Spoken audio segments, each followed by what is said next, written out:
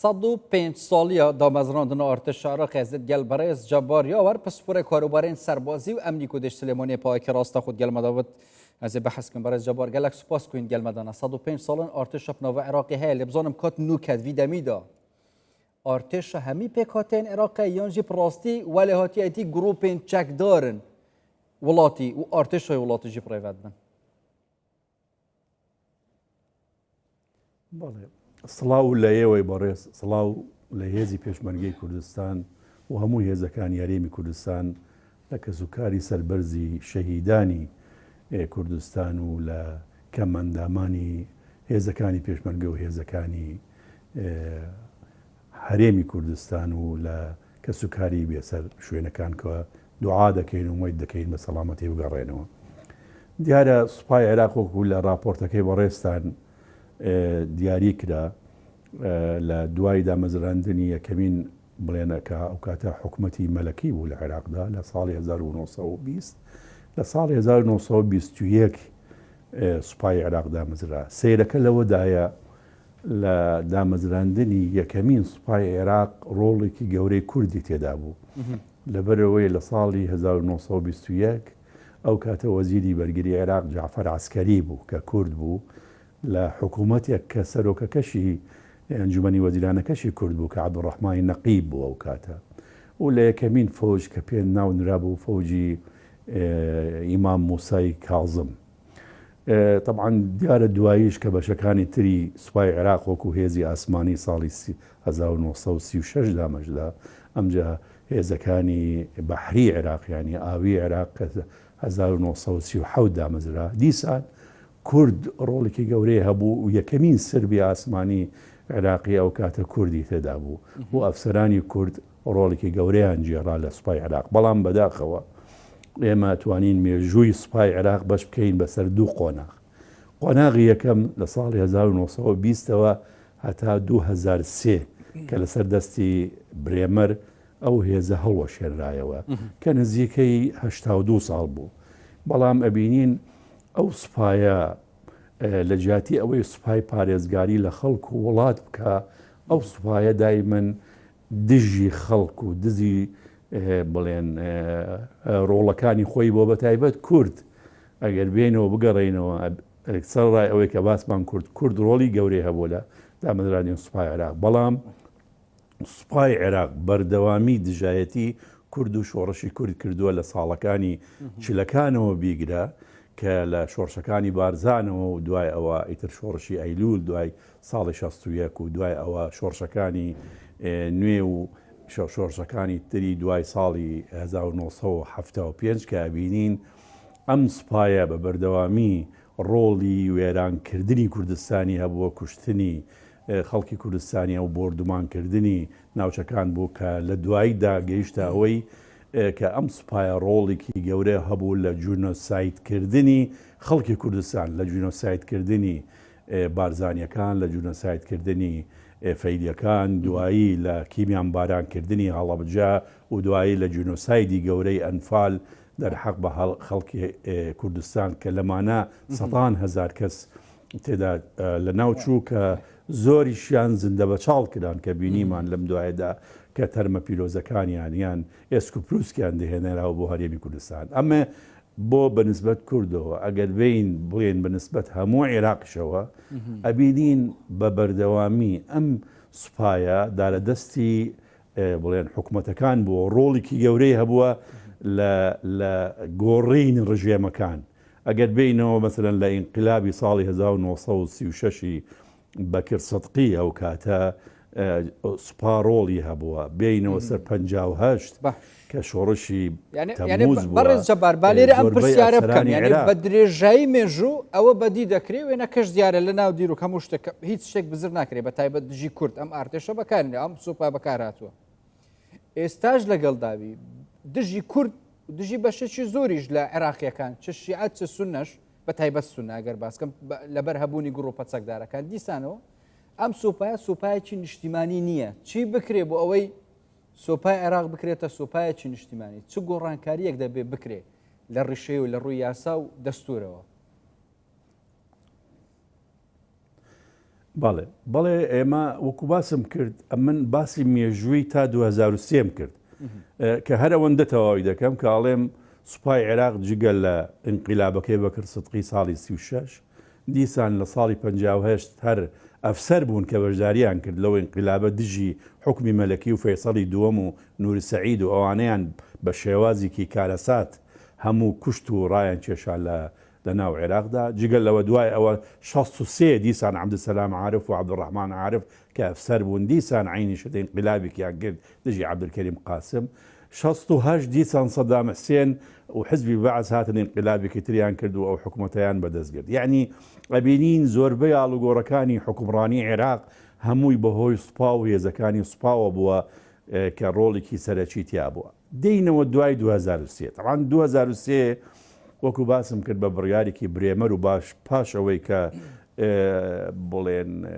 عێراق ڕزگار کرا لە دیکتاتۆری گەورە سەدام حوسێن و حزبی بەعسەوەوانە طبعاً ئومێدێکی گەورە بوو سوپایەکی نوێ دروست ببێ بۆ عێراق ئەو سوپا نوێیە هی هەموو خەڵکی عێراق بێ طبعاً بەداخەوە طبعاً ڕاستە لە بیدایەت هاوا بڕیاردرا بە پێدەستور و ئەو مادانەی کە وەڕێستان باسان کرد کە بە تایبەتی دوو مادە سەرەکی هەیە کە پەیوەندی بە هێزەکانی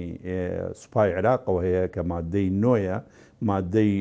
نۆ ئەوەلەن ئەلیف کە باسی پێکهاتەکەی سوپای عێراق دەکا ئەڵێ دەبێت لە هەموو پێکهاتەکانی عێراق بێ بە پێ ڕێژەی خۆیان و ئەو سوپایە نابێ ڕۆڵی هەبێ لە سیاسەتدا لە عێراق نابێت دەستی هەبێ لە ئاڵوگۆڕی دەسەڵاتە لە عێراق نابێت دژ بە پێکهاتەکانی عێراق بەکاربێنرێ بەڵام بەداخەوە بینیمان جارێکی تر هەر ئەو سوپا نوێیە لە ساڵی 2017ەوە بە تایبەتی لە کاتی کابینەکەی بەڕێز عەبادی لەو کاتە بەکار هێنرا دژی خەڵکی کوردستان و شەڕێکی خوێناوی دژی پێشمەرگە و خەڵکی کوردستانی دروست کرد کە بە دەیان شەهید و بە سەتان بریندار لە ناوچەکانی کەرکووک و ئاڵتۆن کۆپری و ناوچەکانی دەشتی نینەوە دروست بوو ئەو کاتە کە هێرشێکیان کرد سەرڕای ئەوەی کە هێزی پێشمەرگە ڕۆڵێکی گەورەی هەبوو لەگەڵ سوپای عێراقا بۆ ڕزگارکردنی شاری مووسڵ و ڕێگەیاندا کە سوپای عێراق بێتە هەرێمی کوردستان و کەژی هەموون ئەوەی ئەو مەترسیە هەیە ئۆرتێژ ببتە مەترسیل سەر کوردان دیستۆ هێرشێن وەکی ئەوەی سەردەمێ سەرۆک وەزیرتیا حەیدەر عەبادی بێنە ئەنجامدا ئەگەر بە پێی وەکو باسم کرد ئەو دوو مادە سەرەکیە یەکەمیان مادەی نۆ یعنی جگەلەوەی کە لە ضمنی مادەی نۆ ئەوەلەن ئەلف کە باز دەکات نابێ سوپا دەستور واڵێ نابێ سوپا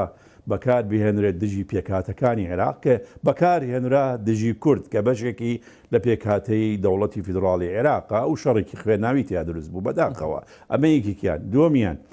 لە هەمان مادە باس لەوە دەکات دەبێ ئەو هێزە لە هەموو پێکهاتەکانی عێراق بە پێ ڕێژەی خۆیان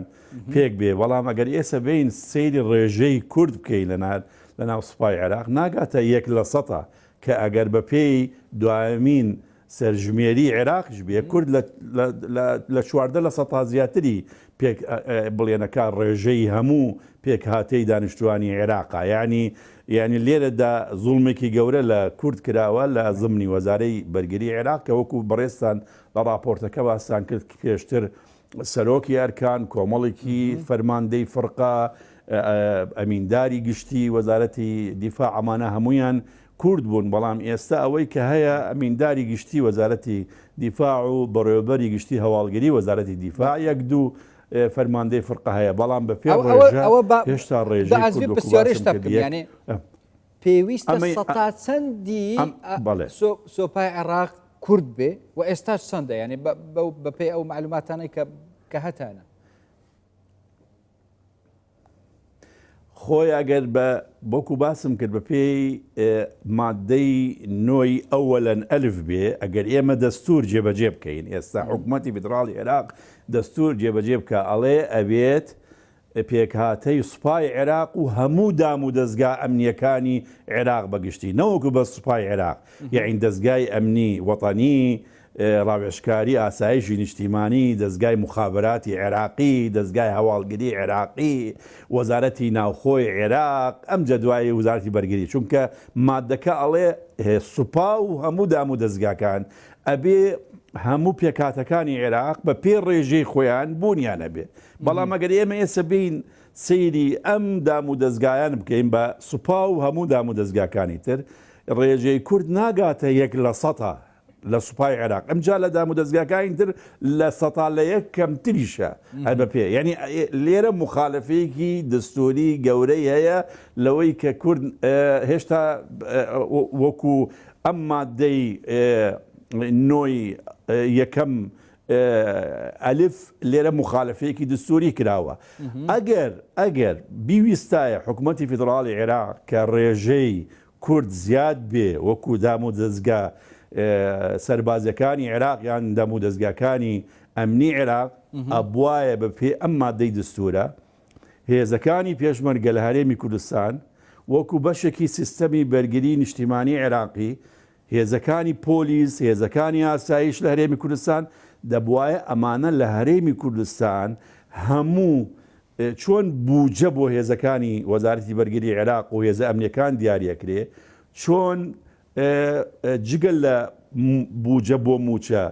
پێویستی چەک و تەقەمەنی و ئامێری سەربازی و ئەوانە هەمویان بۆ حساب بکرابایە وەکو بەشێک لەو سیستەمە ئەو کاتە دەمانتوانی بڵێین ئەگەر حسابی ژمارە هێزی پێشمەرگە بکەین بەراوردی کەین بە پێ ڕێژەکە لە دەستوردا چونکە مستحقاتی خۆی وەرگرتووە ئەو بەڵام گروپ و میلیشیاتان ئەس بەحەزکەم چونکی نوکە مەترسیاش هەمیە ماسترن و تایبەتیژیت نێڤبەرە حکوومەتە داهاتی و بێتە پێکینانت گەل ئەمریکایەژی گروپên çekdar bîne her reşet bêjin em çekê xwe jî nadanîn vê hikûmeta dahatî jî aşiyar bit artêş heta çi rengit şêt evan grupa kontrol kir eger yasa û destûr bêne cêbicêkirin طبعا بێ دەستوریش جگەل لە ئەو مادەی کە باسمان کرد ئەلف طبعا با هەیە یعنی ئەوەلەن ئێمە ئەلف باسی پێکاتەکەی هێزەکانی عێراقمان کرد هێزی سوپا و هێزە ئەمنیەکان باس لەوە دەکە ئەڵێ نابێ لە دەوڵەتی عێراقدا هیچ میلیشیایەک دروست بێ یعنی دستور لە بای ئەوەلەن لە مادەی نۆی دستور قەدەغەی کردووە حزبی سیاسی لە عێراق هێزێکی سەربازی هەبێ ینی میلیشیا هەبێ لە عێراق کە لەژێر فەرماندەیی هێزە چەکدارەکانی عێراق دەبێ یعنی ئێستا بە پێی دەستور ئەو هێزانەی کە ئێستا گوێڕایەڵی فەرمانەکانی فەرماندەی گشتی هێزە چەکدارەکانی عێراق ناکەن کە بەڕێز سەرۆکی ئەنجومەنی وەزیرانی عێراقە بە پێ دەستوری عێراق ئێستا ئەوانە حسابەکرێن بە میلیشیات دژ بە دەستور ئێستا لە عێراق هەن یعنی ئێستا بە پێی دەستور دەبێ عێراق ئەوانە حەلکە یعنی ئەوانە هەڵوەشێنتەوە و دیارە ئێمە ئێستا ئەبینین لەم ماوەیەدا بە تایبەتی لە دوێنی و پێرێ ئەو لێدوانانەی سەرۆکی ئەنجومەنی وەزیران یان بڵێن دادگایی باڵای عێراقی کە باس لەوە دەکەن دەبێت هەموو ئەو هێزانە یان چەکەکانیان ڕادەست بکەن یان ئەوەی ببنە بەشێک لە هێزەکانی عێراق و لەژێر فەرماندەی هێزەکانی عێراق بێ کە بینیمان بەیاننامەیەک دەرچووە لەلایەن 6 لایەنی کە ئەوانە لەلایەن ئەمریکا و خراونەتە لیستی تیرۆرەوە کە ئەوانەڵێن ئێمە بە هیچ شێوازێک ناینە ژێر فەرمانی ئەو فەرمانانەکە هەیە طبعاان بەس ئەگەر مەجالم دێ مادەیەکی تر هەیە کە مادەی 61 دەستورە بۆ زانینی بەڕێستان لە مادەی 61 دەستور بڕگەیەکی تێدایە خامیسەن ئەلفی تێدایە خامیسەن ئەلف باس لەوە دەکا ئەڵێ دەبێ سوپای عێراق لە فەرماندەی فرقەوە هەتا بەرزترین باڵای دەسەڵات لە سوپای عێراقدا ئەبێت کاندید بکرێن لەلایەن ئەنجومەنی وەزیران و پەرلەمان ڕەزامەند بێ لەسەر دامەزراندنیان بۆ زانینیش لەوەتی حکوومەتی عێراقی نوێ دروست بووە لە دوای 2023 لەوەتی سوپای عێراقی نوێ دروست بووە ئەم مادەی 61 یعنی ئەم ئەلفی خامیسەن لە مادەی 61 دستور ئەوەش جێبەجێ نەکراوە و فەرماندەی فرقە و فەرماندەکانی تری باڵا لە فەرماندەی فرقە هەر بە فەرمانێکی لەلایەنی سەرۆکی ئەنجومەنی وەزیرانە و دا ئامەزرن بەبێ ئەوەی موافقاتی ڕسمی پەرلەمان وەرجریە کە ئەوەش خەرقێکی دەستوریە بەنسبەت سوپای عێراقەوە بۆ زانینی هەموو لایەک طبعا ئێمە ئومێد دەکەین سوپای عێراقی نوێ سوپای هەموو خەڵکی عێراق بێ بە عەرەب و بە کورد و بە تورکمان و بە مسيح بسني وبشيعي وبمسيحي حكومة به دافين هاولن هميلان هنا بيك بين بزاني كارتش الوي حكومات دي تشاوب برز جبار يوار باسبور کاروبار سربازی و امنی سلیمانیت گل مدابون گلک سپاس بوه